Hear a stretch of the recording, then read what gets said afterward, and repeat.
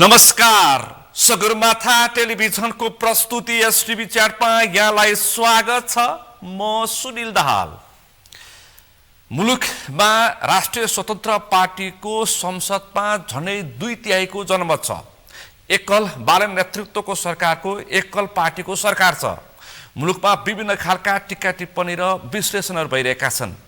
Thai सरकार भनेर फागुन 21 को निर्वाचनमा आम नागरिकले राष्ट्रिय स्वतन्त्र पार्टीलाई जुन कानुन र जुन संविधानले 2/3 जनमत एउटै पार्टीलाई दिन सक्दैन भनेर विश्लेषण टिप्पणी भइरहँदाखेरि आम मानिसहरूले मुलुक समृद्ध हुन सक्छ, भ्रष्टाचारीहरूलाई यो सरकार अथवा राष्ट्रिय स्वतन्त्र पार्टीको नेतृत्वमा बनेको सरकारले कानुनी दायरामा ल्याउँछ अथवा पाटा कस्छ भनेर जुन खालको आम नागरिकले जनमत दिए, जनमतमा पनि जुन खालको एक किसिमको भावना प्रकट गरे मुलुक बन्छ कि भन्ने एक किसिमको आभास प्रकट भएको थियो। जनमत अत्यन्तै बलियो पाएको छ, तर जनमत अनुसार सरकारको 100 दिन पार गरिसक्दा पनि कस्तो खालको परिणाम आयो भनेर मानिसहरू मूल्याङ्कन र हिसाब किताब गर्न थालेका छन्।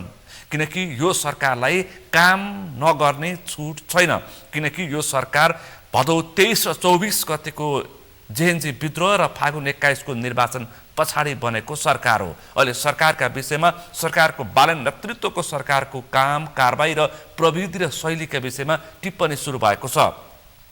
यो सरकारसँग ठूलो अपेक्षा छ, ठूलो आशा छ र त्योसँगै यो सरकारले निराशा दिन सक्दैन र निराशा दिन पाउँदैन र त्यो खालको छुट छैन भन्ने जनमत छ। तर सरकारको काम गर्ने शैलीप्रति अलिकति मानिसहरूले बसपना भयो भनेर पनि टिप्पणी गरिरहेका छन्। संसदमा प्रतिपक्षहरू त्यही खालको टिप्पणी गरेका छन्, आक्रोश पोखिरहेका छन् र सडकमा केही पनि असन्तुष्टि देखिएको छ। सुकुम्बासी समस्यादेखि लिएर केही जुन खालको सरकारको निर्णयमा अलिक परिपक्वता भएन कि भन्ने पनि आवाज उठेको छ। तर सुकुम्बासी समस्याको दीर्घकालीन हल भने आम नागरिक र सुकुम्बासी स्वयंले खोजिरहेका छन्।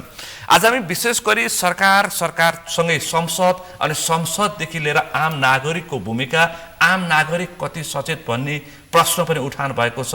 त्यो विषय र त्यो सँगै मुलुकको भू राजनीतिप्रतिको मानिसको चिन्ता र व्यवस्थाप्रति के हुन्छ भनेर अर्को आशंका पनि छ।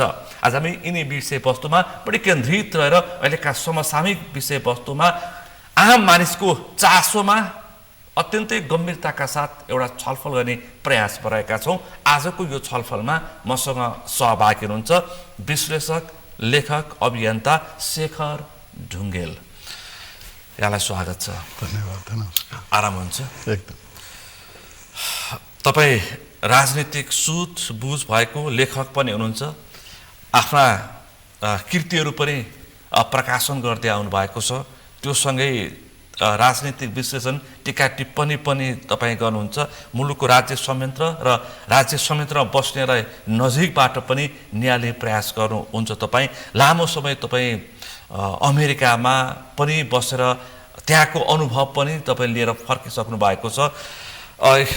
तपाईले अहिले जुन खालको यो पछिल्लो राजनीतिक परिवर्तन देखिएको छ, यो परिवर्तन जुन भदौ 23 र 24 गतेको जेएनजी विद्रोह, फागुन 21 को जनमतको प्रकट, त्यस पछाडि बनेको चाहिँ बालन नेतृत्वको सरकार र त्यस पछाडि आम मानिसका बीचमा एक किसिमको बौद्धिक जगतमा देखिएको फरक खालको टीका टिप्पणीलाई तपाईँले कसरी बुझिरहनु भएको छ? म छलफल चाहिँ यहाँबाट प्रारम्भ गर्छु अनि त्यसपछि खास विषयमा प्रवेश गर्छु। हस्, धन्यवाद।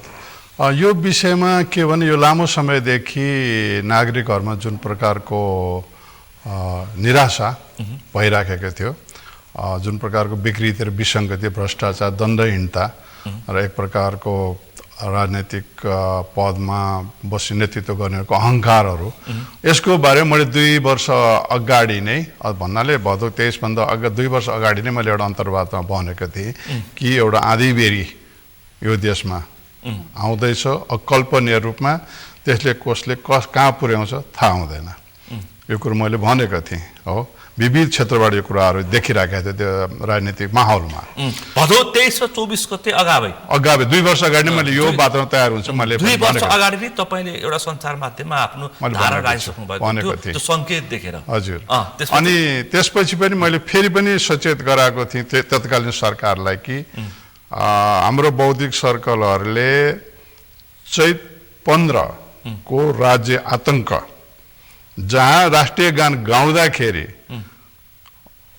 आक्रमक रूपमा चाहिँ अश्रु ग्यास र संयौं अश्रु ग्यास हालेर जो आक्रमण गरेको थियो, त्यस बेला त्यो नेतृत्वलाई यो मानव अधिकार आयोग हाम्रो देशको यहाँको बौद्धिक वर्गले चैत 15 गतेको 3 कुनेको घटनालाई त्यो अराजकतालाई त्यो नेतृत्व त्यस बेला तत्कालीन सरकारलाई नेपालको मानव अधिकार आयोगले र बौद्धिक वर्गले त्यो सरकारको गल्तीलाई रोक्न मतलब त्यसलाई गल्ती दोषी ठहराउन सकेको भए 23 को घटना घट्दैन थियो, किनभने त्यो नेतृत्व जान्थ्यो। यो कुराहरू मैले बारम्बार उठाएको थिएँ, उठाउन भयो। अब के हुन्छ, अब यो अकल्पनीय रूपमा यो परिवर्तन आयो, अब अकल्पनीय निर्वाचन आयो।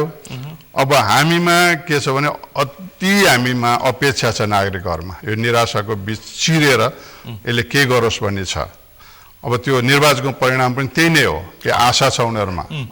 अब यो सरकारमा अहिले जुन प्रकारको यो बीचमा अब जुन नयाँ आज भोलि देखिँदैछ जुन प्रकारको, यसले चाहिँ नि रासोपाले नेपाल र नेपालीको सपना अपेक्षाप्रति अक्षम्य गल्ती गर्दैछ कि जस्तो भान भइरहेको छ। पछि सरकारको काम गर्ने शैली अनि सरकारको काम गर्ने शैली त्योसँगै रासोपाभित्रको अन्तर्पार्टी द्वन्द्वले कतै जुन खालको जनमत आएको छ फागुन 21 को निर्वाचनमा, त्यो जनमत माथि कुठाराघात हुन सक्छ कि धोका हुन सक्छ कि भन्ने तपाईको चिन्ता? एकदम। र मैले के भनेको थिएँ भने जुन प्रकार यो संविधानको बनावट छ, संविधानका प्रावधानहरू छन्, यही प्रावधान यो 30 वर्षसम्म गिजलिएको यो चाहिँ हाम्रो विकृति र विसङ्गति प्रशासनिक संयन्त्रहरू, यही संविधान यही राजनीतिक संरचना बोकेर कुनै पनि हाम्रो त्यो एउटा शब्द बोल्छन् नि, कुनै पनि नेतृत्वले यो देशकोमा सुशासन इस्टाब्लिस गर्न सक्दैन। यो मेरो मान्यता हो। बस यही राजनीतिक संरचना र यही कर्मचारी संरचना गर्न सक्दैन, बनाउन सक्दैन। र मैले प्रधानमन्त्री वैश्यजी बालनजीलाई मैले लेखेर पनि दिएको हो हैन, किनभने यो देश साँच्चैकै बनाउने सपना छ, मतलब त्यो आत्मबल छ, प्रतिबद्धता गर्ने हो भने बारम्बार मैले के दोहोऱ्याएको छ भने नेपालमा एउटा महाथिर एउटा लिक्वान जन्मिनै पर्छ। हुँदैन, हामी भावनामा बहकेर हामी चाहिँ नि विधि विधानलाई हामी पन्छाएर भावनामा बहकेर सस्तो लोकप्रियता काम गर्न थाल्छौँ भने कोही पनि सक्सेस, यो इतिहासमा कोही पनि सक्सेस भएको छैन त। त्यस कारण इमान्दार हुनु पर्यो, दूरदृष्टि हुनु पर्यो, राष्ट्रलाई शिरमा राख्नु पर्यो, त्यो शासक कुर हुनै पर्छ। मैले भने उदाहरण दिएँ, लिक्वान हुनै पर्छ, राजा महेन्द्र हुनै पर्छ, या चाहिँ महाथिर हुनै पर्छ। यसो तपाईले यति भन्नु, एक थरी मान्छे त उत्तर कोरियाको चाहिँ किम जोङ उन हुनुपर्छ भनेर पनि त्यहाँसम्म चाहिँ जानु हुँदैन, त्यति सब मान्छेहरू आक्रोशित त्यहाँसम्म चाहिँ जानु हुँदैन। किनभने अब यो समयमा एउटा स्वतन्त्रता त्यो अधिकारको त्यो कुण्ठा गर्न चाहिँ पाइँदैन। तर उनीहरूलाई सबभन्दा ठुलो लिड गर्ने नेता इमान्दार हुनु पर्यो, र त्यो मूल भन्छ नि, मूल इमान्दार भइदियो भने त्योभन्दा मुनिको स्रोत इमान्दार हुँदै जान्छन्। बिग्रेको त मूल चाहिँ भ्रष्ट भएर हो नि त हैन। त्यस कारणले मूल नेतृत्व असल इमान्दार भइदियो भने त्यसको अनुसरण अरू कर्मचारी पनि गर्छन् अनि जनता पनि कानुन मान्न तयार हुन्छन्। जब नेतृत्व वर्ग ल मेकर र ल ब्रेकर छन् यो देशमा, अन्त जनताले चाहिँ कहिले कानुन मान्छ, ल मेकर छन् तिनीहरू ल बेकर छन्, रोबेको छन् यो देशमा। जसले कानुन बनाउँछ तिनीहरूले कानुनको परिचय पालना गर्दैनन्, ब्रेक गर्छन् भनेपछि जनता के गर्छन् भने तिनीहरूको फलो गर्छ। अनि नेपाली जनताले के चाहन्छ, अब अहिले कुरा आइरहेको छ त्यहाँ देश चाहिँ विकसित चाहियो, तर हामी जनता कानुन अन्तर्गत बस्न चाहँदैन।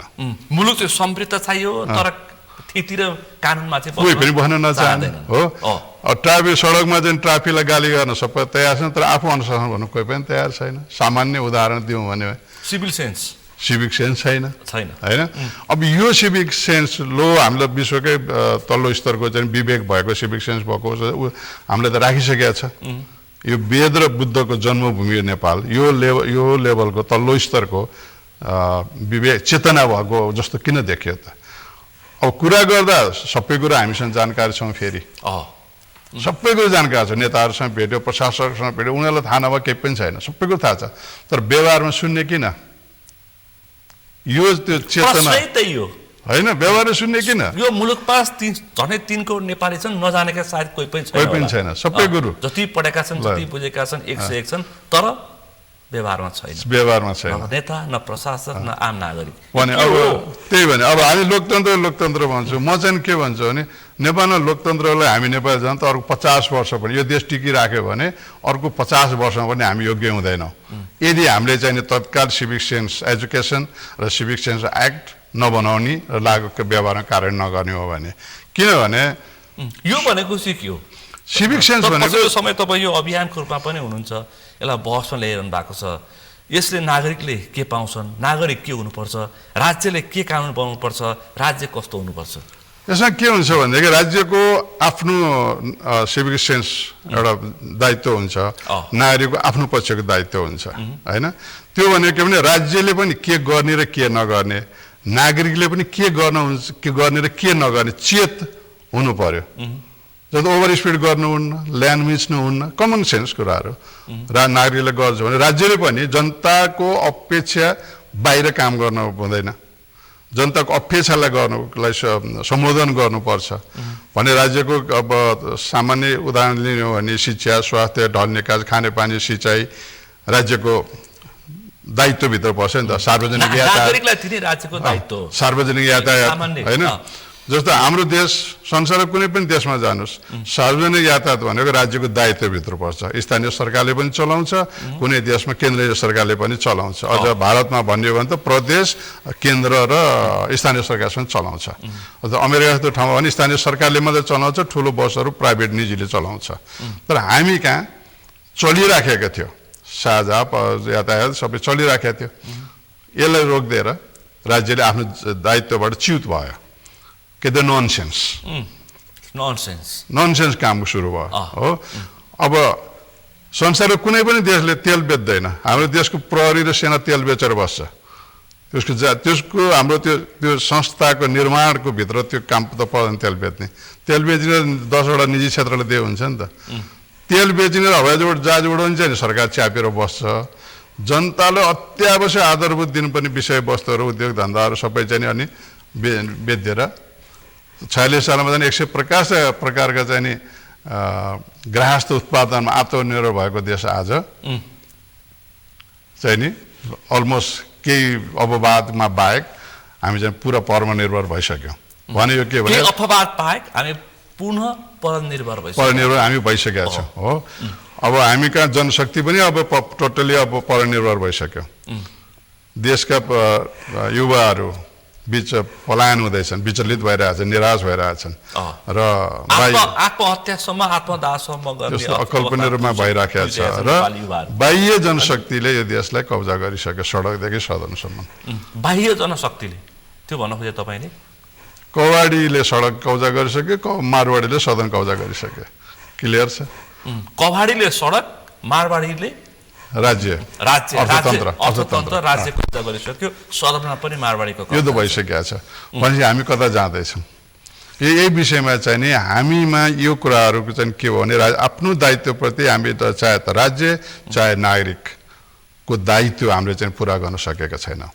त्यसैलाई चाहिँ नि हामीले यो सबै कुराको विकृत विश्वकेन्द्रको मूल जड भनेको चाहिँ नि ल्याक अफ सिभिक सेन्स हो त्यसै कारण सिभिक सेन्स एजुकेसन हामीले तत्काल लागू गर्नु पर्यो घरबाट सुरु गर्ने तयारी गर्नु पर्यो प्रारम्भिक स्कुलबाट तयार गर्नु पर्यो र कैयौँ कुराहरू हामी यो संसारकै समाजहरू चाहिँ नि अब कतिपय कुराहरूमा अब नीति सिद्धान्त एउटा त्यो सोचले चल्दैन भने त्यसपछि त्यसको लागि के चाहियो कानुन चाहियो त्यही कारण सिभिक सेन्स एक्ट पनि लगाउनु पर्यो र सिभिल सेन्स कानुन पनि चाहियो त्यो कानुन कस्तो हुनुपर्छ अब अहिले भनौँ एउटा नागरिक आचार संहिता भन्ने एक प्रकारको किताब त्यो कानुन बनाएको छ त मैले सशक्त हेर्दाखेरि अलिकति व्यवहारमा पनि हामी राज्य कमजोर भएको छ त्यसलाई कार्यान्वयन गराउन पनि राज्य कमजोर भएको छ कार्यान्वयनको पक्षमा पनि राज्य कमजोर छ के गर्नुपर्छ विधिको शासन गर्दाखेरि राज्य इमान्दार छ भने ऊ कुर हुन सक्नुपर्छ भावनामा बहकनु हुँदैन भएको कानुनसँग कमसेकम कार्यान्वयन गर्नु पर्यो नि राज्यले त्यो गर्न सकिरहेको छैन किनभने हामी भावनामा बहकिन्छौँ हामी नेपाली काहीँ नातामा जोडिन्छ फलानु मेरो नाता पनि मामा पनि काका पनि कताबाट कुरा लिएर आउँछ त्यसैले हाम्रो बालन साल त त्यो केही पनि हेर्दैन भनिरहेको छ नि एउटा मैले एकदमै सम्मान गरे चाहिँ नि मैले गरेको चाहिँ त्यही कुरा किनभने यदि हामी नागरिकमा पनि यही भन्छु यदि यो देशमा सुशासन चाहने हो भने हामी नागरिकले नेता र पहुँचवाला कसैको पनि शक्तिमा भएको कसैको पनि घर र अफिसको ढोका चाहेर जान छोड्नु पर्यो जब तपाईँ बिहान त्यो पहुँचवाला व्यक्ति उठ्न पाएको छैन उसले ढोका कुट्न पुग्नुहुन्छ अफिस पुग्नु पाएन ढोका लाइन लगाएर बस्नुहुन्छ उसलाई राम्रो मान्छे खोज्ने तपाईँको फुर्सदै दिनु न तपाईँ भने ऊ त त्यसबाट प्रभावित भयो नि त तपाईँले घेरेर रहनुहुन्छ हमेसा राम्रो मान्छे खोज्ने फुर्सद दिनु तपाईँ ढोका जानु बन्द गरिदिनुहोस् अहिले सिंहदरबारमा कम्प्लिट बन्द गर्न खोजेको छ सबैले त्यो गर्नुपर्छ प्रशासनले त्यो गर्नुपर्छ त्यो भयो भनेदेखि राम्रो मान्छे खोज्ने अवसर हुन्छ अनि त्यसपछि उसले त्यो नेताले अथवा त्यो पहुँचवालाले कुनै उद्देश्यलाई राम्रो मान्छे खोज्ने त्यो सोच उसको सकारात्मक हुनु पर्यो दूरदृष्टि राष्ट्रको हितमा हुनु पर्यो अनि त्यसपछि नि उसले राम्रो मान्छे खोज्ने मौका पाउँछ र राम्रो मान्छेले ठाउँ पाउँछ अब छलफल चाहिँ म यहाँबाट अलिकति तथ्यमा जान चाहन्छु अलिकति गहिरो छलफल गर्न चाहन्छु बालन नेतृत्व सरकार अघि हामीले केही पृष्ठभूमि पनि बनाऊँ तपाईँले चैत 15बाट सुरु गर्नुभयो त्यसपछि भदौ 23 र 24 गते सुशीला कार्की नेतृत्वको सरकार फागुन 21 को जनमत बालन सरकारको 100 दिन पार भइसकेको छ मान्छेले ठुलो अपेक्षा गरेका छन् अति महत्त्वकांक्षी भएका छन् बालन सरकार आए पछाडि देश बालन सिंहदरबार छिरेपछि देश बनिहाल्छ भनेर मान्छेलाई त्यो परिरहेछ र प्रतिपक्षले त्यसलाई चाहिँ मसला बनाइरहेछन् मसला संसददेखि सडकसम्म बालन सरकारले के गरिरहेछ अहिले सङ्केत के देखिरहेछ गर्नुपर्ने चाहिँ के हो कसरी चाहिँ शासन चलाउनुपर्छ तपाईँको बुझाइमा एउटा कुरो त के छ भने अहिले त हामीले भन्यो हामीमा बढी अपेक्षा छ किन देशको सबभन्दा पहिलो कुरो त आर्थिक कुराहरू आउँछ त्यसपछि त्यहाँ बनेका कानुनहरूको व्यवस्थापनको कुरा आउँछ होइन अब अहिले यहाँबाट जुन 100 दिनमा देश भने जस्तो बन्छ सम्भव छैन तपाईँले यति लामो समय अमेरिका बस्नु विभिन्न कुनाहरूमा पुग्नुभयो तपाईँ त पुग्दा लगभग बनिसकेको अमेरिकामा तपाईँ पुग्नु भएको थियो होइन त्यही पनि अमेरिका बनिरहेछ मान्छेले क्लिक गर्दाखेरि 6 लाइनको सडक खोजिरहेछन् अनि 100 दिनलाई हामीले त्यो दिनको लक्षण चाहिँ बिहानको घामले दिन्छ भने जस्तै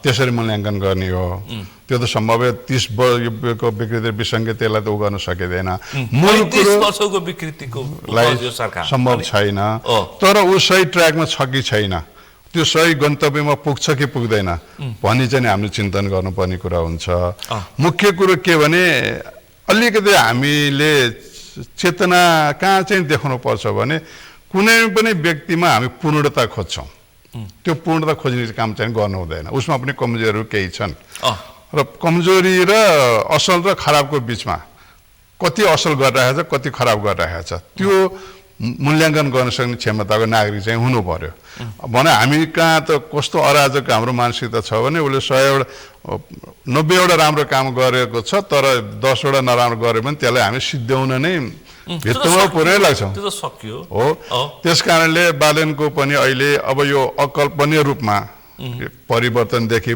निर्वाचन पनि अकल्पनीय रूपमा आयो उनको पनि त मेन्टली तयार थियो कि थिएन त्यो के थियो कि थिएन एउटा महानगर चाहिँ नेतृत्व गरेर आएर आएको मान्छेलाई हामीले सम्पूर्ण सोच्यौँ सम्पूर्ण त्यसबाट अपेक्षा हामीले राख्छौँ भने त्यो गलत हुन्छ त्यो सम्भव हुँदैन अनि दोस्रो कुरो मैले अघि नै दोहोऱ्याएँ यही संविधान यसैले प्रयोग गरिराखेको कानुनहरू र यही राजनैतिक संरचना जुन विकृति र विसङ्गतिको जालोले गिजोलिएको छ कानुनहरू छ त्यसलाई सफा नगरिकन बालन अथवा कोही पनि आए पनि यो प्रकारको यो जुन विकृति र विसङ्गतिलाई चिरेर अगाडि बढाउन चाहिँ सक्दैन पछि यो संरचना पछि लगभग कानुन धेरै मात्रामा कानुन परिवर्तन गर्नु पर्यो त्यसपछि जुन खालको कर्मचारी संयन्त्र छ जुन खालको सुरक्षा संयन्त्र छ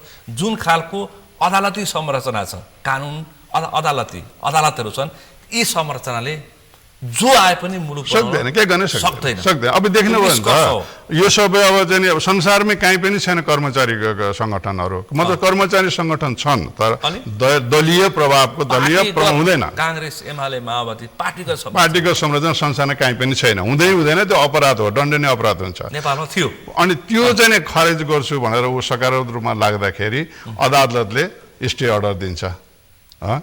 अनि विद्यार्थी सङ्गठनको त्यो भने कयौँ कुराहरू अहिले बिचमा देख्यो हामीले, कति कामहरू गर्न खोज्दा अब यही सम्पत्ति छानबिन गर्छु त्यही कुरो भन्न खोजेको मैले। अदालतले रोकिदिरहेको छ। अब तपाईँ हामी लोकतन्त्रको पनि कुरा गर्छौँ, अनि लोकतन्त्रमा सेना र न्यायाधीश चाहिँ जनताभन्दा माथि हुनै सक्दैन। यो कहाँको लोकतन्त्र हो, होइन? त्यस कारणले म भन्छु लोकतन्त्रमा समानताको कुरा आउँछ, होइन? त्यो समानता भनेको त कानुन मुनि सबै त हुनु पऱ्यो नि त, मुनि हुनु पऱ्यो नि सबै भनिसकेपछि यस्तो प्रकारका अब मानसिकताको अदालत कानुन खुराफातले घेरेका शब्दहरू राखेर के पनि गर्न सक्दैन। 46 साल किन फेल खायो? 46 सालको त्यो बहुदल फेल खायो, गणतन्त्र किन फेल खायो? प्रचण्डले नि त यस्तै उसमा आएको हो नि त, प्रेसिडेन्ट आउँदाखेरि पनि उहाँले पनि कुनै कार्यान्वयन गर्न सक्नु भएन। यही स्ट्रक्चरमा आत्ताउने प्रचण्ड पनि होइन, 64को निर्वाचनमा यही संसदीय निर्वाचन प्रणालीबाट आउनुभयो आएको, तर उनी सक्यो 18 अनि आफैले बनाएको संविधान हो, आफै फेल हुनु, आफूले दल पतन भयो भनेपछि यसको पनि त्यही नियति हुन्छ। यदि सक्सेस हुने हो भने मैले त अघि नै दोहोऱ्याएँ, महातिर हुनैपर्छ, लिक्वान हुनैपर्छ, राजा महेन्द्र हुनैपर्छ, अदरवाइज हात उठाएर हिँड्दै हुन्छ, केही हुनेवाला छैन। हुँदैन, कसो गर्न सकिन्छ? कानुन प्रवर्तन कसो गर्ने? यी तीन पात्रलाई बालसाले फलो गरेन भने हात उठाएर हिँडे हुन्छ। अनि के गर्छ त? जब यही कानुन बोकेर बस्छ, कानुनले त घेर घुमाइदिइरहन्छ त, ऊ कामै गर्न दिन्न त। अनि त्यो बिचमा के हुन्छ? अब हाम्रो अपेक्षा धेरै छ, हामीलाई 100% ऊ सही हुनुपर्छ भन्ने हामी भन्छौँ। 100% सही मान्छे संसारमा हुनै सक्दैन, भगवान्माथि नि खोट देखिन्छ। दाई नेपालमा छ, भाइ अमेरिकामा छ, भाइको अमेरिकाको जीवनशैली दाइलाई नेपालमा चाहिएको छ। अनि अब मलाई यहाँ आएपछि कानुन हामीलाई नचाहिने, अनि यहाँ आफूलाई कानुन चाहिएको छैन, नागरिक सुझबुझ हुनु परेको छैन, राज्य संयन्त्र यस्ता छन्। त्यसै कारणले जनतामा सचेतना हुनुपर्छ। उनीहरूले पनि म राष्ट्रपतिको मेरो दायित्व के हो, म र मेरो कर्तव्य के हो भन्ने भनिन्छ नि त। म एउटा असल नागरिक हुँदाखेरि बालेन शाहले कानुनबाट टाइट गर्दै, होइन, कानुनबाट टाइट गर्दै व्यवहारमा पनि अलिकति निर्मम बन्नुपर्छ। बनै सक्दैन। हाम्रो जस्तो समाजलाई तय ल्याउनलाई म त सिधै भनिदिन्छु कि म त खासै भने नि यो देशमा अहिले सङ्कटकाल ठोकेर सेना लगाएर, सिभिक सेन्स एक्ट लगाएर, सिभिक सेन्स एजुकेसन लगाएर त्यो 3 महिना 6 महिना कति युवाहरूलाई चाहिँ ट्रेनिङ भनेको छ नि, ट्रेनिङ पनि दिएर 5 वर्षसम्म यो देशलाई, तर यति इमान्दार हुनु पर्यो, दूरदर्शी हुनुपर्छ, होइन? त्यो गरेर उसले 5 वर्ष चाहिँ यो देश चलाएर निर्वाचन गरेर छोड्यो भने छोड्न सक्ने हिम्मत हुनुपर्छ। यतिकै त हाम्रो दुर्भाग्य हुन्छ, देश अब आर्थिक रूपमा तन्नम छ। अब यो रूपमा तन्नम छ, अस्थिर राजनीतिले कमान्डल बोकेर हिँड्नु पर्ने अवस्था छ, अवस्था छ। सम्पत्ति छैन नागरिकसँग, अब देशसँग। त्यो जनताको त्यो रेमिटेन्स बोकेर तिनको आँसु, त्यो रेमिटेन्समा आँसु आएछ, त्यो आँसुले यो देशको शासकहरूले कति दिन शासन गर्ने, कसले शासन गर्ने, कसले सञ्चालन गर्न सक्ने, सम्भवै छैन। म त सिधा भनिदिन्छु। त्यही हुन्छ भनेर फागुन 21मा देश बन्छ भनेर फागुन 21मा जनमत दिएको हो। अब यो कुरोमा अनि मैले अब अहिले जुन वातावरण देखाएको छ, मैले रविजी इन्डिया गएर आएपछि इन्डिया गएर एउटा उपहार लिएर आउनुहोस्, ज्ञान भने मैले सामाजिक सञ्जालमा राखेको थिएँ। त्यो ज्ञान के हो भने मोदीजीले 3-3 जना पहिलेका दलका अध्यक्ष भइसकेका मान्छेलाई आफ्नो मन्त्रीमण्डलमा राख्नु भएको छ। र हामीलाई भारतीय जनता पार्टीको अध्यक्ष को भन्ने कुरो खोज्नुपर्छ, दिमागमा फ्याट्टै आउँदैन। अमेरिकाको डेमोक्रेटिक अथवा रिपब्लिकन पार्टीको अध्यक्ष को भने हामीलाई थाहा हुँदैन, खोज्नै पर्छ। नर्मल्ली मान्छेले मुखमा नाम आउँदैन हो। त्यसै गरी राम्रोको राम्रो, नराम्रो जस र अबजस दुइटै सरकारले पाउनुपर्छ र उसलाई स्वतन्त्र छोडिदिनुपर्छ। दलले डेढक्कले बुद्धि लगाएर भिडको कुरालाई सुनेर राज्यलाई हस्तक्षेप गर्ने हो भने त्यहाँबाट विवाद सुरु हुन्छ, पार्टी पनि कमजोर हुन्छ, सरकार पनि कमजोर हुन्छ, यो देशको लागि दुर्भाग्य हुन्छ। भनेपछि रवि लामिछानेले पार्टी चलाउने हो, सरकारलाई सुझाव दिने हो, सरकार अथवा सरकारलाई हस्तक्षेप गर्न खोज्यो भने त्यो अर्को दुर्भाग्य हुन्छ। तपाईले भन्न खोजेको चाहिँ भारतमा बीजेपीको शासन जस्तै नरेन्द्र मोदी बीजेपीको भारतीय जनता पार्टीको अध्यक्ष होइनन्, तर मन्त्रीमण्डलमा उनका अध्यक्षहरू बसिरहेछन्। उनका तीन-जना छन्, एकजना होइन। भनेपछि त्यो लेभलको स्तरको सोच, चौडा सोच राखेर यो 21 को परिणामलाई रवि लामिछानेले त त्याग त गरेका छन् नि। त्यो चाहिँ भन्न मिल्दैन, धेरै कुरा चाहिँ यतातिर नजाउँ अहिले। त्यसलाई त्याग भन्न मिल्दैन, त्यो कुन परिस्थितिमा ब्याकअप भएको त्यो पछिको कुराहरू यतातिर नजाउँ अहिले।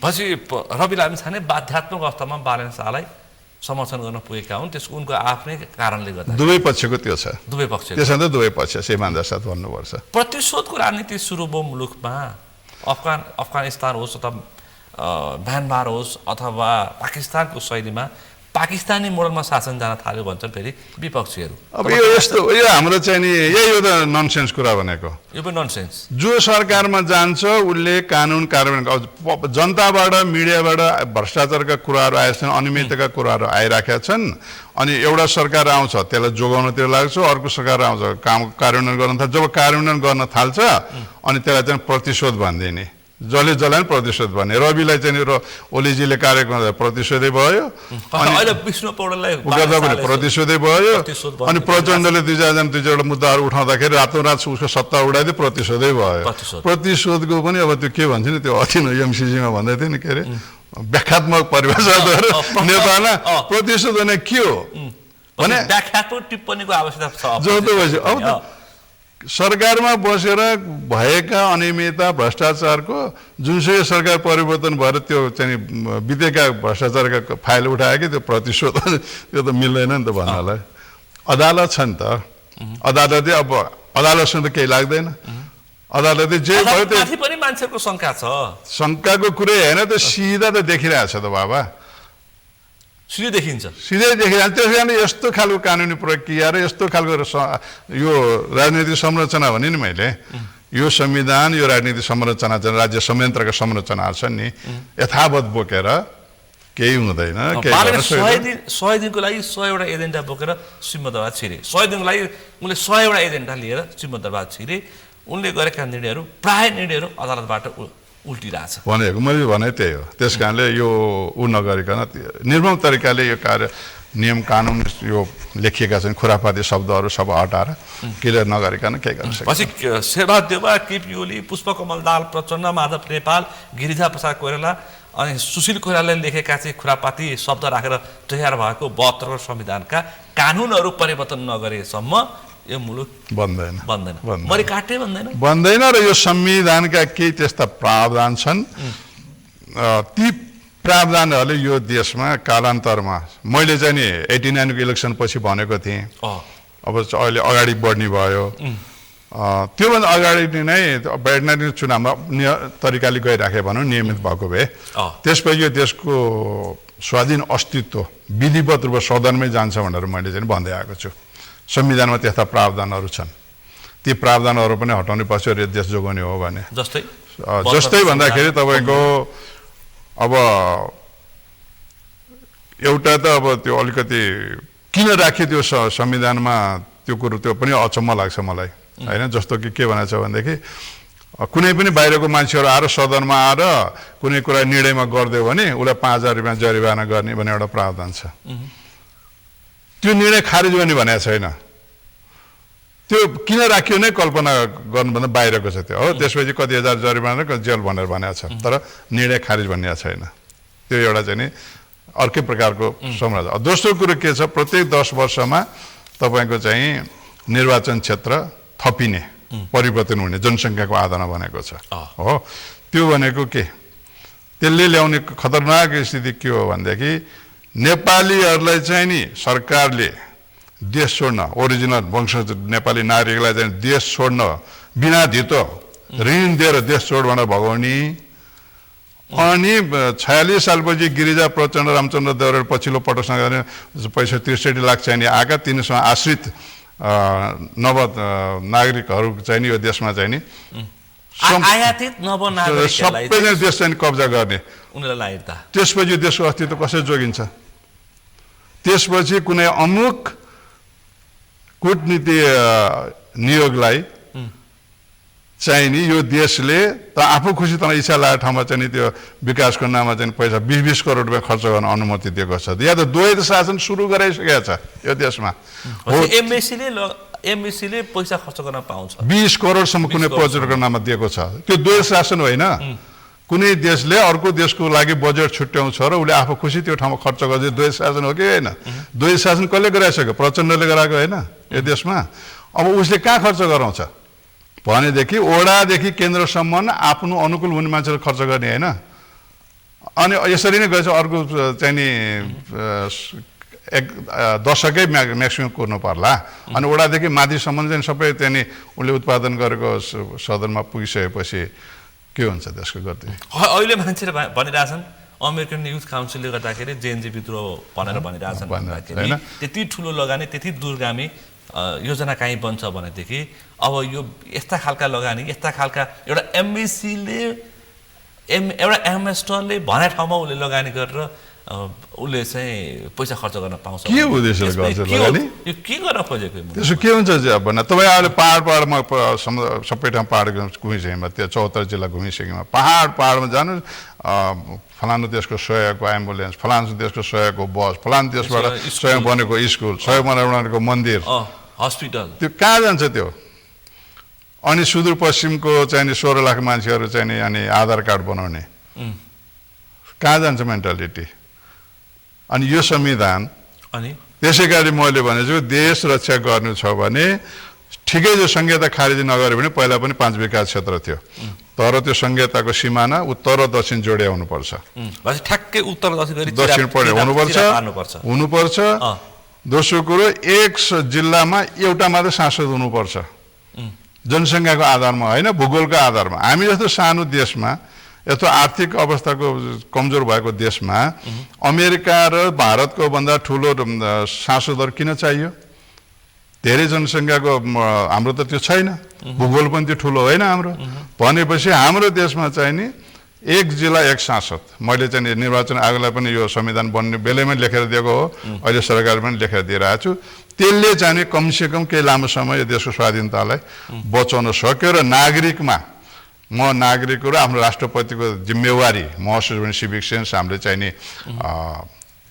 दिमागमा घुसाउन सक्यौँ र देशलाई चाहिँ नि नागरिकलाई युवालाई चाहिँ नि निराशा होइन आशा विश्वास यही देशभित्र जोगाउन सक्यौँ भने यसरी जाँदाखेरि चाहिँ देशको स्वाधीनता रोकिन सक्छ तर बालन शाहको राष्ट्रियतामाथि नि मान्छेले शङ्का गरिरहेछन् अब त्यसको एक्सन अहिले केही नआएको हुनाले दिएको उहाँको अभिव्यक्तिले अब एक्सनमा नआइकन त भन्न सकिएन अहिलेलाई यसै भनेर अब राजनीतिमा यता देखाएर उता गर्ने पनि काम हुन्छ होइन त्यस कारणले गर्दा अब विरोधीले अथवा चाहिँ नि कुनै उसबाट भन्ने आफ्नो ठाउँमा कुराहरू भयो तथ्यको आधारमा भन्ने एउटा कुराहरू भयो अब त्यसले गर्दाखेरि शङ्का गर्ने ठाउँ त शङ्का त जेमा नि भन्दिन पाइयो अहिलेसम्मको व्यवहारमा अब त्यो देखिया छैन आशा गरौँ देश रक्षाको उसमा बालन शाह त्यस्तो मुलुकप्रति घात गर्ने खालका पात्रको रूपमा यसरी परिचालित हुन् भनेर जसरी एक थरी मान्छेले भाषा स्थापित गर्न खोजिरहेछ नि तपाईँलाई त्यो लाग्छ होइन एउटा अचम्म लाग्ने कुरो त के छ भने यति छिटो उनको एउटा मेयरबाट यो ठाउँमा उनीहरू पुगे नि त्यो कुनै त्यति योजना पनि त्यस्तो हुनसक्छ जस्तो मलाई त अनुमान लाग्दैन मलाई यो चाहिँ एउटा कस्तो खालको परिस्थितिले मिराकल जस्तो छैन तपाईँ लाग्दैन भयो होइन त्यसले जस्तो लाग्दैन तपाईँलाई सपना जस्तो लाग्दैन त्यो तत्काल यस्ता कुराहरूको योजना ठ्याक्कै बन्छ ठ्याक्कै पुग्छ भन्ने त भन्न सकिँदैन किन पुगिरहेछ फेरि होइन ठ्याक्क उनले भनेको अनुसार आइरहेछन् मानिसहरू होइन यो त्यस कारणले अब रिजल्ट हामीले आशा गरौँ खबरदारी गरौँ कि राष्ट्रघाती काम नहोस् कुनै पनि खालको भू राजनीति चलखेल होइन नहोस् र यो शङ्का लाग्छ शङ्का गर्नु पाप हो भनिन्छ तत्काललाई म शङ्का गर्दिनँ म चाहिँ नि अपेक्षा गर्छु अनुरोध गर्छु कि यो देशको स्वाधीनता बचोस् र बहुमत नेपाली जनताको भावनालाई समेटेर अगाडि बढ्ने कम्तीमा कोसिस चाहिँ नि होस्, किन बेवास्ता नहोस्। ढुङ्गेलजी, अहिले दुईटै विषयमा बहुत चर्चा भइरहेछ नेपाली समाजमा, अनि केही सुझबुझका मान्छेहरूका बिचमा चाहिँ एउटा एक थरी मान्छे के भनिरहेछन् भन्दाखेरि बालन शाहले गर्छन् भनिरहेछन् एक थरी मान्छेले एउटा युवा वर्गमा। अर्को थरी यो देशमा चाहिँ लामो समय जसले राज्य संयन्त्रमा पहुँच राख्ने अहिले पक्ष विपक्ष भइरहेछन्, कुनै समय पञ्चायतदेखि नै स्वाद लिनेहरू पनि छन् यो मुलुकमा। तिनीहरूले के भनिरहेछन् भन्दाखेरि एक थरी मान्छेले चाहिँ बालन शाह डिजाइन मागा पात्र हुन्, उनले पश्चिमालाई यो मुलुक बुझाउँछन्, यो मुलुकमा अमेरिकन सैन्य शासन आउँछ र आउने आधार पनि बनिसक्यो। तपाईँ सुनिरहनु भएको छ नि, समाजमा बुझेकै मान्छेले बोल्दै हिँडिरहेछन् नि। अनि एक थरी मान्छे के भनिरहेछ भने बालन शाहले काम गर्न सकेन भने सङ्घीय लोकतान्त्रिक गणतन्त्र कोल्याप्स हुन्छ, सनातन हिन्दू राज्यसहितको राजसत्तामा उनले जिम्मा लगाउँछन् र त्यस पछाडि यो मुलुकमा सैन्य शासन सुरु हुन्छ भन्छन्। यो दुई थरी कुराले बहस भइरहेछ, मान्छेले बसी बिहालो भइरहेछन्। तपाईँलाई के लाग्छ? अब यो समाज यही कुरा भन्छु नि, अब हामी कति कुराहरू गर्दाखेरि आफ्नो कोणबाट दृष्टिबाट गरिरहेका हुन्छौँ, हामी आफ्नो स्वार्थ हेरेर गरिरहेका हुन्छौँ। मलाई कुनै दलसँग आबद्ध पनि छैन, म स्वतन्त्र एउटा नागरिक हुँ। मलाई मेरो देशको स्वाधीनता बचोस् र यो देशमा सुशासन कायम होस्, मेरो दुईवटा मात्रै मेरो चाहना छ। र मेरो व्यक्तिगत पनि कुनै चाहना छैन, मलाई मतलब केही स्वार्थ मेरो छैन, होइन।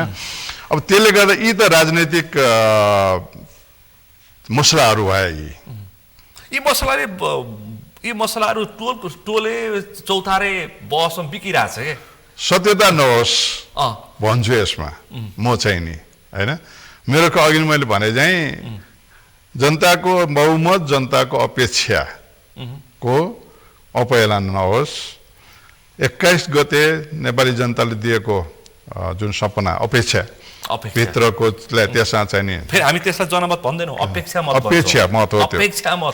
त्यो त्यसमाथि घात नहोस्। घात भयो भने देशको लागि दुर्भाग्यपछि अर्को दुर्भाग्य हुन्छ, त्यो सम्भावना छ। अब माथि अर्को दुर्भाग्य सम्भावनाहरू, अब जुन प्रकारको विवाद वर्तमानमा देखिएको छ त्यसले गर्दा शङ्का गर्ने ठाउँ चाहिँ पाइएको छ। अघि पनि उठाएको प्रश्न छ नि, यो मैले चौतारे बहस, गाउँदेखि सहरदेखि गाउँसम्मै छ यो बहस। यो गर्छन् बालनले, दुईवटा कुरा गर्छन् त, दुईवटा मध्ये एउटा कुरा के गर या गर्दैनन्? अब कुन चाहिँ कुरा गर्नुभयो? मैले पश्चिमालाई बुझाउँछन्, अमेरिकन सेना आइहाल्छ, होइन, एमसिसी पास भइरहेछ, अब एसपिपी पास हुन्छ। सुन्नुभएको नि तपाईँले, एउटा कुरा गरिरहेछन्। एक थरी मान्छेले के भनिरहेछन्, अब सङ्घीय लोकतान्त्रिक गणतन्त्र सङ्घीयता सकियो, किनकि राष्ट्रपाको महाधिवेशनमा प्रदेश सभा खारेज गर्नुको सङ्केत दिएको, टेस्ट गरेको। अब त्यसकारण सनातन हिन्दू राज्यसहितको राजसत्ता फर्किन्छ भनिरहेछन्। यी दुईवटा मध्ये कुन चाहिँ हुन्छ होला? दुईटै कुरा काल्पनिक हुनु अहिले तत्काललाई, अहिले कल्पना मात्रै ठानु। यो विवादको लागि विवाद अथवा बहसको लागि बहसको, कुराको लागि कुरो मात्रै हुने भयो यो, होइन। अब के गर्छ भन्ने कुरो, अब पहिलो कुरो त अब संविधान संशोधनको बहस तयार पत्र भनेर समिति गठन गरेको थियो, समितिले बुझाएको छ, होइन। अब त्यो पब्लिकमा आउला, 44,000ले बुझाएको छ भन्ने खबर आइरहेछ, कति सत्य हो? अब त्यो भित्रको कुराहरू बाहिर बहसमा आउला। के छ भने एउटा कुरो चाहिँ नि हामीले सोच्नुपर्ने कुराहरू के भने, एउटा व्यक्तिले चाहेर बुझाउने भन्ने कुरो, हामी जनता त छन् त, फेरि सेन्टी हामी जनता त यस देशमा त सकिया छैन नि त। जुन सेन्टी भएर नेपाली जनता सेन्टी छौँ हामी, भावनामा हिँड्ने जनता। हामी यति छिटो हामी चेन्ज भइदिन्छौँ कि हामीले चैत्र त्यो 15 पनि गऱ्यौँ, त्यसपछि भाद्र 23 पनि गऱ्यौँ, भाद्र 24 पनि गऱ्यौँ नि त। अनि अर्को डेट नआउला र त्यति चेत त होला नि त प्रधानमन्त्री, है मेरो म शक्तिमा छु, यो देश चाहिँ पश्चिममा बुझाउँछु भनेर त भन्न सकिँदैन नि त। म शक्ति बुझाएर कहाँ जान्छ के हो, सँगै अर्को देश जाने, त्यो त हुँदैन नि त। यी बेकारको कुराहरू, यो सम्भव छैन। नेपाली जनता मैले भने नि संविधानमा त्यसको लागि स्ट्रक्चर, त्यसको लागि बनाइएका पात्र हुन्, लामो समयदेखि बनाइएका पात्र हुन् भन्छन्। ओली, केपी ओली, पुष्पकमल दाहाल प्रचण्ड, माधव नेपालहरू, झलनाथहरू, यो सब पश्चिमाहरूको डिजाइनमा बनेका पात्र हुन्, यिनले बर्बाद पार्छन्। अनि उहाँहरू कहाँको डिजाइनबाट बनेको त? फेरि उहाँ त उहाँकै सन्तानहरू होइन यिनीहरू। 30 वर्षसम्म उहाँलाई सबै कुरो ज्ञान थियो त। यो त जन्मेर त हुर्काउनुको त उहाँकै काखमा, उहाँले नै काखमा हुर्काउनु भएन र त्यसो भन्नु पाइन्छ? त्यो कुनै ज्ञानको कुरा हो, तर्कको कुरा हो? पशुहरू तिनीहरू हुन्। अनि के भन्नुहुन्छ त? होली वाइन खान तिनीहरू हुन्। अनि यिनीहरू यो उमेरको भए, यिनीहरूलाई परिचालित थिए, उनीहरू भनेर उहाँहरूको भनाइलाई विश्वास गर्ने हो नि। अनि यसो हुर्काउने बढाउने पालन पोषण सबै गर्ने त उहाँ हुनुहुँदो रहेछ नि त। दोषी को त? तपाईँले रुख रोप्नु भयो, हुर्काउनु भयो, पानी हाल्नु, सबै गर्नु, फल लाग्यो, बिस फल्यो। त्यो रुख रोप्ने त्यो फल्दाखेरि दोष देखिन्छ कि रुख रोप्ने दोषी हो त? दण्ड त उहाँलाई दिनुपर्छ। दोषी हो नि, जसले बिस रोप्यो। त्यस कारणले गिरिजा बाबु बित्नु भयो, ग्रान्ड डिजाइन भनेर उहाँले ग्रान्ड डिजाइन के हो भन्ने कुरो कहिले पनि भन्नु भएन। अनि आफू चाहिँ यस्ता हुँदैछन् भनेको सबै कुरो आफ्नो पालामा सबै भयो। उहाँलाई जानकारी पनि थियो। अनि त्यो रुखचारी नकाट्ने, फल फलाउन दिने, अनि त्यो फल फलेपछि अहिले आएर त्यो दोष आरोपण गरेर बेकार गरेर वाहियात कुराहरू हो नि। अनि त्यो विषय चाहिँ प्रचण्डले उठाइरहेछन्। प्रचण्डले चाहिँ सुरुङ त लड्छ भनेर खोइ त उहाँको सुरुङ कहाँ पुग्यो? एमसिसी विरोध गर्यो भने त्यहाँ कहाँको उहाँको एमसिसी? उहाँको माओवादी कहाँ पुग्यो? उहाँको कुन नीति सिद्धान्त भएको मान्छे उहाँको कुरामा हामीले पत्याउने, नागरिकले पत्याउने। उहाँ त कोलास भएछ, असफल नालायक मान्छे भयो नि त उहाँ त। यो देशको जनजाति क्षेत्र विभाजन गरेर नागरिकलाई दलित पिछडा दुनियाँमा चाहिँ कानुन रूपमा चाहिँ त्याग लगाइदिएर हिँड्नुभएको। अनि प्रचण्डजीको बोलीलाई चाहिँ हामीले विश्वास गर्नु के आधार छ र? केही आधार छैन। पछि यिनीहरू फेरि फर्किने सम्भावना छ। ओली, केपी ओली, पुष्पकमल दाहाल प्रचण्ड, शेरबहादुर देउवा त बिदा नै भइहाले, अथवा पुराना दल, पुराना अनुहारहरू फेरि मुलुकमा स्थापित हुने फर्किने सम्भावना तपाईँ देख्नुहुन्छ? अब यहीँनिर आउँछ तपाईँको सिभिक सेन्सको कुरा। अनि कसरी जनतामा सिभिक सेन्स छ भने त्यो त उहाँहरू त असफल नालायक भएर सकिसक्नु भयो हो नि त। अब 21ले त 23ले त सिधाइसक्यो नि त। अब होइन, अब उहाँ चाहिँ कुन चाहिँ नि त्यो नयाँ विचार लिएर आएर विश्वास दिलाउनुहुन्छ भन्न त राजनीतिमा त्यो सामान्य सबैले भन्ने शब्द हो कि असम्भावना भन्ने कुरा केही पनि हुँदैन भनिन्छ, असम्भव भने केही हुँदैन भनिन्छ होइन। त्यो असम्भवको लागि पनि त सम्भव बनाउनको लागि त समय लाग्छ नि त। त्यो समयसम्मको उहाँहरूको त्यो समय जुन समय लाग्यो त्यो समयको लागि नेपाली जनता तयार छैनन्। अब त्यो सम्भव छैन, त्यो सम्भव छैन। कङ्ग्रेसमा चाहिँ गगन थापाको सम्भावना छ भन्छन्। दुईटा कुरो के हुन्छ भने म जुनसुकै पार्टीमा पनि खास भन्यो भने चाहे एमालेमा होस् चाहे काङ्ग्रेसमा होस्, सबभन्दा ठुलो कुरो भने एकता। जब एकता नभइसकेपछि उनीहरूलाई आफ्नै कार्यकर्ताले विश्वास गर्दैनन्, आफ्नै कार्यकर्ता विभाजित हुन्छन्। अनि बिग्रिने त आफ्नो कार्यकर्ता विभाजित भएर हो नि त। एमाले बिग्रिने कारण पनि त्यो हो नि त होइन। उता माधवजी, प्रचण्डजी, कनालजी, ओलीजी उहाँहरूको विवाद बाँडिसकेको हो नि त। नत्र त प्रचण्डजी र उहाँ त कम्युनिस्टहरूकै चाहिँ सरकार थियो त, बलियो सरकार थियो त, असफल भयो। कसले आफै असफल गरे हो नि त। जनताले विद्रोह गरेर ओलीजीलाई गरेको होइन त। प्रचण्डजी र माधवजी सडकमा पुग्नु भयो होइन। त्यस कारणले पार्टी बलियो हुनलाई आन्तरिक एकता बलियो हुनुपर्छ। तब कार्यकर्ताहरूको मोरल हाई हुन्छ, उनीहरूमा विश्वास बढ्छ। त्यसपछि उनीहरू अरू दलमा भोट हाल्न जाने। आज किन 21 गतिको मत परिणाम केले गर्दाखेरि भने काङ्ग्रेसमा पनि विचलन, एमालेमा पनि विचलन, त्यो विचलनको कारणले हो नि त। तर केपी ओली, पुष्पकमल दाहाल प्रचण्ड, शेरबहादुरहरू त्यो पत्याउन तयार छैन। यो सब डिजाइनको मत हो भन्छन्। त्यो त सोच हो, उहाँहरूको सोचहरूलाई मैले अब यो र त्यो भन्न कहाँ मिल्छ र। तपाईँले केही कुरा उठान गर्नुभएको छ, अहिले भन्नुभयो अहिले जुन खालको शङ्काको बहस भइरहेछ त्यो अहिले सम्भावना छैन, तत्काल नगर्नु जाति हुन्छ। बारेले केही गर्छन्? म चाहिँ आशामा छु, आशावादी छु। देखे पर्दैन, त्यो ठुलो कुरा भएन। अब एउटा कुरा मलाई के लाग्छ भने सायद अब यो अनावश्यक विषयमा चाहिँ नि तर्क वितर्क नलागौँ भन्ने हो कि होइन। के गर्नुपर्ने छ त्यो अन्तरात्माभित्र छ। मैले गर्नुपर्ने मेरो दायित्व मलाई थाहा छ, म यो गर्छु त्यो गर्छु भनेर योजना बनाएर बसेर बाहिरी रूपमा चाहिँ नि जस्तो उनी विदेश भ्रमणको पनि चाहना राखेनन्, अब उद्घाटन माला खादामाला उठको चाहना छैन, भित्रै बसिरहेछन् भनेपछि त्यो भित्र बसेर राष्ट्रको लागि के योजना बनाइरहेका छन् भन्ने सोचौँ न। बालनलाई खुइल्याउनु र सक्नु भनेको चाहिँ हामी कहाँ पुग्नु हो? दुर्भाग्य, आफ्नो लागि आफ्नै दुर्भाग्य सिद्ध निम्त्याउने हो म चाहिँ भन्छु। किनभने त्यो 23 भाद्र 23 उसको फागुन 21 को दुईटा कुरोलाई त हामीले सम्झाउनु पर्यो नि त। त्यो जनताको त्यहाँभित्रको जनताको अपेक्षा त्यहाँ कहाँ एल्गोरिदमलाई जोड्ने के जोड्ने अब यी कुरा राजनीतिक बहसका कुरा मात्रै हो। पश्चिमाहरूको पैसा, सेनाको सहयोग, यो विविध कुराहरू थियो, एल्गोरिदमको यो राजनीतिक अनेक अनेक अनेक अनेक भनिरहेछ। यो भइहाल्छ राजनीति। हाम्रो जस्तो तल्लो स्तरको राजनीति गर्ने ठाउँमा यो भइहाल्छ, स्वाभाविक हो। किनभने वी आर ननसेन्स। हामी कहाँ त्यो चेतना स्तरको त्यो लेभलको चेतना स्तरको हामी छैनौँ भने यी कुराहरू बाहेक अरू विषय छैन नि त। जस्तो सभ्य समाजमा भने के हुन्छ भने एउटा विपरीत अर्को पार्टीले भनेको कसरी भन्छ भने तपाईँ त्यो ल्याउनु योजना बहुत राम्रो हो, हामीसँग त्यो तपाईँको भन्दा राम्रो योजना छ, तपाईँको योजना चाहिँ यो कारण चाहिँ असफल हुन्छ, हामीले ल्याएको यो कारण चाहिँ यो कारण सफल हुन्छ, त्यसरी प्रतिवाद गरिन्छ कि व्यक्ति तोकेर गाली गरिँदैन। त्यही तपाईँले भन्नुहुन्छ नि नेपालमा 50 वर्षसम्म अझै लोकतन्त्र संस्थागत हुन सक्दैन भनेर लेख्दै आउनु भएको छ नि त। त्यसरी मैले भनेको किनभने इक्जाम्पल दिन्छु, स्वतन्त्रता र अधिकार, लोकतन्त्रमा स्वतन्त्र अधिकारको कुरा आउँछ, दुईटा कुरो खम्बा त्यो होइन।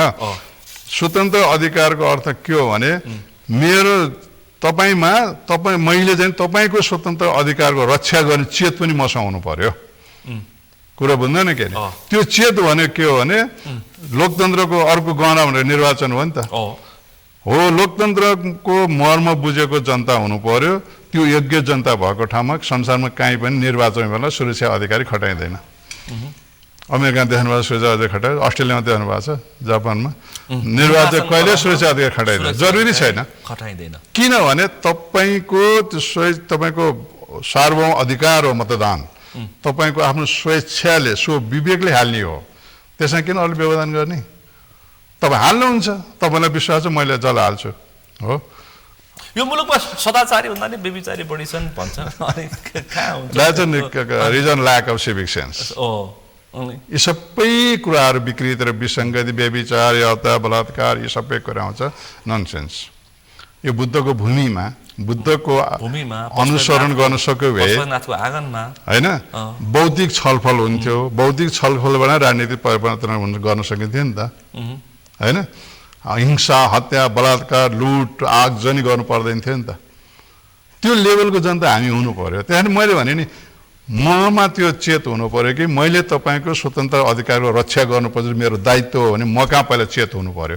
त्यो भए चाहे सडकमा जानुहोस्, चाहे मन्दिरमा जानुहोस्, चाहे अफिसमा जानुहोस्, तपाईँ लाइन पनि बस्नुहुन्छ, अर्काको भाग पनि खोज्नु, अर्को योग्यको भाग खोज्नु, तपाईँ नेताको ढोकामा पनि जानु हुँदैन होइन। अब तपाईँले देश कसरी बनाउने भनेर प्रधानमन्त्री बालन शाहज्यूलाई समृद्ध नेपालको खाका सामाजिक सञ्जालबाट तपाईँले कतिवटा 9वटा दिन भएको छैन।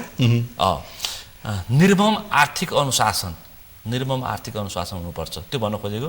त्यो भने मैले के हो भने म यो धेरै पहिला प्रधानमन्त्री लोकनाथ चन्द्रज्यू पछिल्लोपल्ट प्रधानमन्त्री हुँदाखेरि मैले लेखेर दिएको थिएँ, उहाँले त्यो निर्णय गर्नुभएको थियो। त्यहाँ विभिन्न छन्, 31वटा त्यसलाई पनि लेखेर दिएको थिएँ मैले।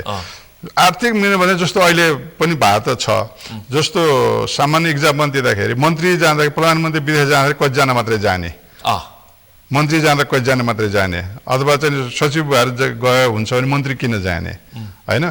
त्यसमाथि यो गरिब देशमा हामी चाहिँ नि ऋणमाथि ऋण तिर्न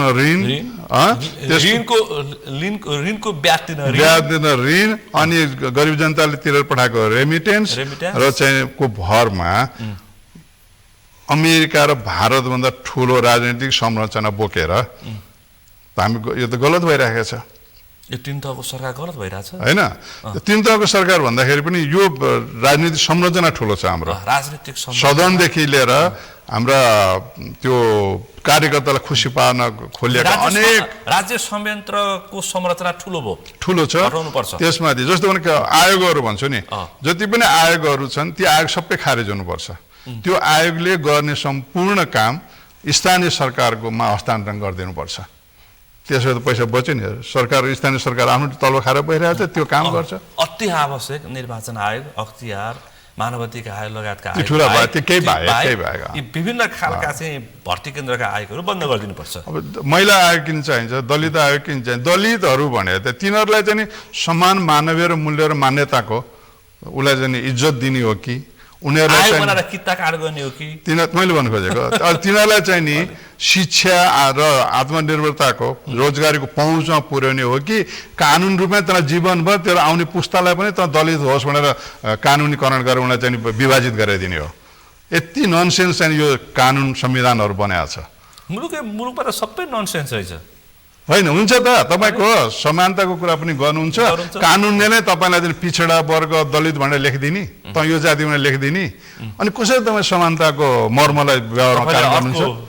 मितव्ययी राजनीतिक प्रशासनिक संरचना, पारदर्शी जवाफदेही र राज्य दण्डहीनताको अन्त्य, राष्ट्रिय स्रोत साधन आधारित राष्ट्रको प्राथमिकता, प्रतिबद्धता, विकास योजना, निर्यात लक्षित किनेर खाने नागरिकको हामी नेपालको नागरिक, लक्षित कृषि, पशुपालन, फलफुल, जडीबुटी उत्पादन, आध्यात्मिक प्राकृतिक कृषि, पर्यटनमा लगानीमा प्रोत्साहन, सन्तुलित स्तरीय कूटनीतिक जुन राष्ट्र विकासमा सहायक बनोस्, केन्द्रमा रहेका सबै सेता हात्ती आयोगहरू खारेज होस्, होइन, जिम्मेवार स्थानीय तह बनाइयोस्, हस्तान्तरण गरियोस्, नेपालको राष्ट्रिय गौरव, धार्मिक, सांस्कृतिक, सामाजिक एवं मौलिक पहिचानका स्तम्भहरू पुनर्निर्माण गरियोस्, पुनर्स्थापना गरियोस्।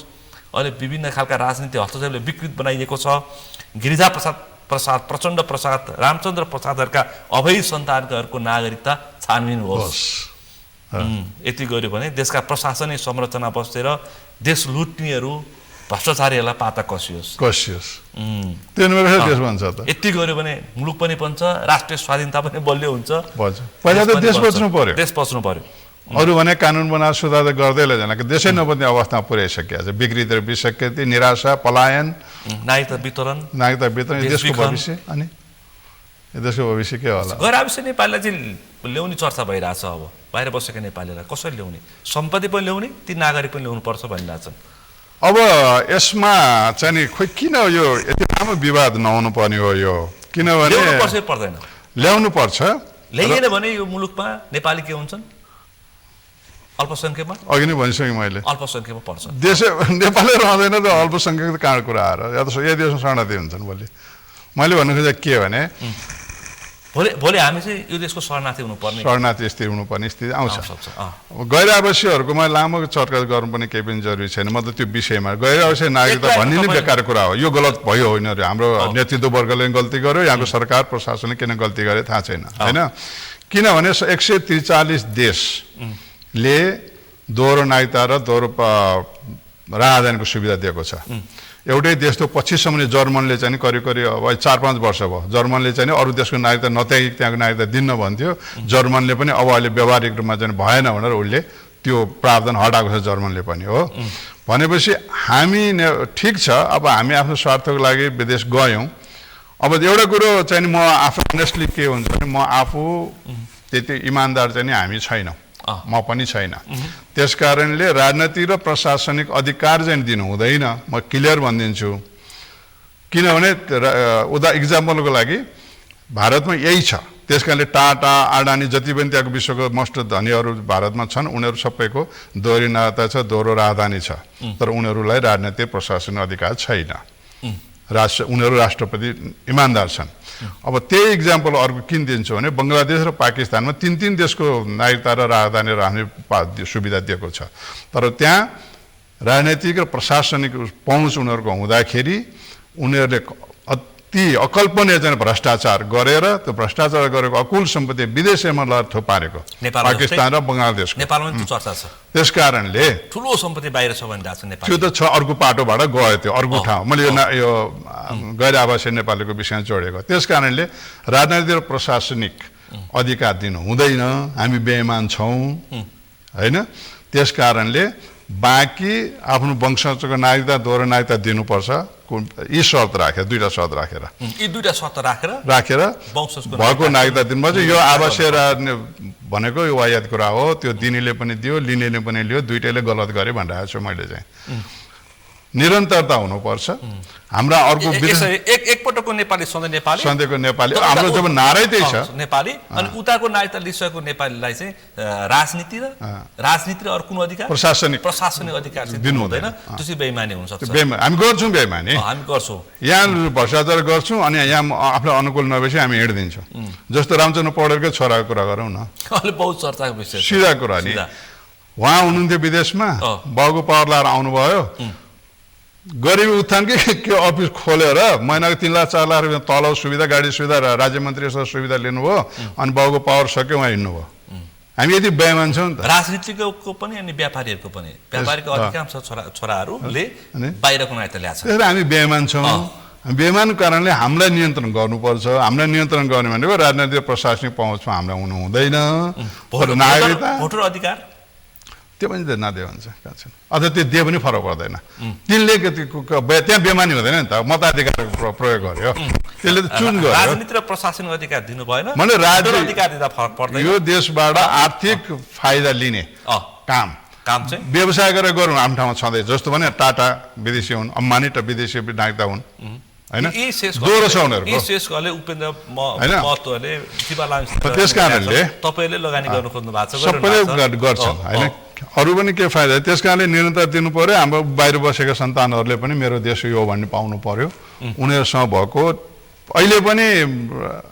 अहिले यो सुविधा दियो भने कि अब भएको नागरिकता खोसेर एनआरएन कार्ड अनि आप्रवासी नागरिकता भने त्यो त गैर नेपाली बनाएको हो नि त त्यो अरूलाई चाहिँ दिने ए बाबा 12-12लाई चाहिँ नेपाली नागरिकता दिनु हुने उसको उहाँको खोसेको छैन थाहा छ होला त्यागेको छैन भनेर हाम्रो सरकारले प्रचण्डले दिएका हुन् तिनीहरूले कहाँ खोज्छन् तिनीहरूले यस्ता क्वेसन अनि यही देशमा त्यो पोर्टफोलियो सार्गस नभए यो देशको लागि चाहिँ चिन्तन मनन गरिरहेका नेपाली नागरिकलाई त विदेश गएस भनेको भने तेरो चाहिँ नागरिकता लिएर भएन खोज्ने अनि चाहिँ आप्रवासी लाभ बनाएर ट्याग लगाइदिने बुझामा ठ्याक्कै बुझेँ मैले यो प्रावधान राखेर नागरिकताको निरन्तरता गर्दै हुन्छ गरिएन भने यो मुलुकमा वंशजको नागरिक चाहिँ मुलुक अल्पमतमा पर्छ बाहिरको सम्पत्ति कसरी ल्याउने राज्यले खोजिरहेछ ल्याउनु पर्छ भनेर दुईटा कुरो हुन्छ किनभने दुईटै देशको कानुनको अन्तर्गत बस्नुपर्छ करको दायरामा बस्नुपर्छ आय स्रोत खुल्नुपर्छ हो आय स्रोतको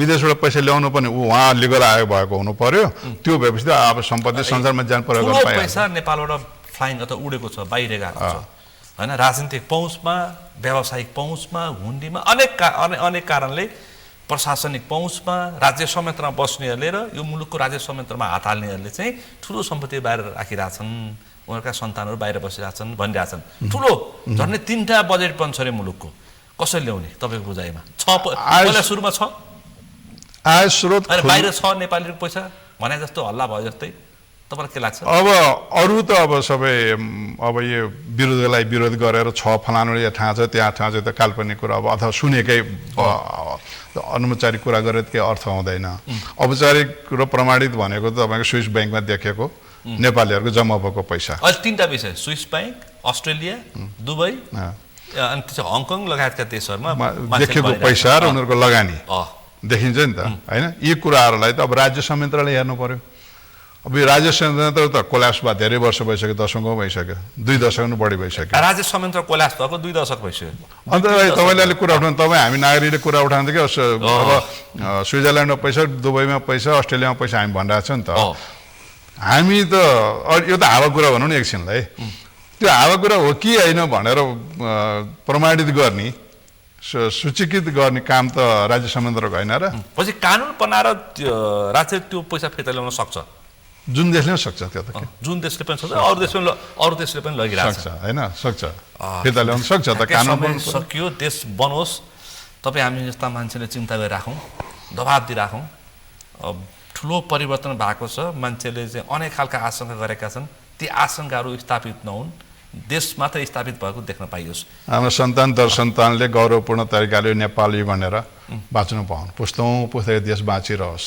पुर्खाले दुःख गरेर बनाएको देश कामना त्यति हो समय र सम्वादलाई आभार व्यक्त गर्न धेरै धेरै धन्यवाद आज हामीले विशेष गरी अहिले पछिल्लो राजनीतिक घटनाक्रम र जुन खालको मुलुकको परिवर्तन त्यस उप उठेका विषय प्रसङ्गहरू विविध खालका विषय प्रसङ्गहरूमा आज हामी केहीसम्म पस्ने प्रयास गरेर छलफल गऱ्यौँ आजको यो छलफलमा मसँग सहभागी हुन्थ्यो विश्लेषक लेखक र अभियन्ता शेखर ढुङ्गेल आजको विषय प्रसङ्ग यति नै भोलि अर्को विषय प्रसङ्गका साथ एसटिभी च्याटले उनी बाचा गर्दै म सुनिल दाहाल पनि बिदा चाहन्छु सगरमाथा टेलिभिजन हेर्दै गर्नुहोला।